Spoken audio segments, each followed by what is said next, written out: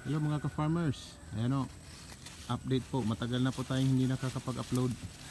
Kaya kailangan natin mag-upload muli sa Facebook, YouTube, Reels po. Update po sa aking mga kambingan. Halos po ng lahat ng aking mga babaeng kambing ho is nasampahan na po ng purebred Anglo-Nubian. Ayan ho, matataba ho sila. Maganda ang panahon kaya pinalabas natin sila. Ayan ho, buntis na ho yun sila. Ayan ho, ito mga anak na. Next month, purebred Anglo-Nubian po ang papa niyan. Ano, sipagan lang ho natin. Ano, ilagay sila sa maraming damo. Kumpayan ng maraming damo.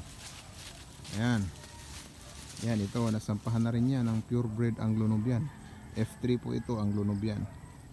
Saka ito yung anak niya, 5 months pa lang. Magkasing laki na sila ng kanyang ina. Ayan o. Ayan o. 5 months pa lang yan. Ito 5 months pa lang. Pero magkasinlaki na sila ng kanyang ina. Tingnan nyo naman. Ayan, tingnan nyo ho.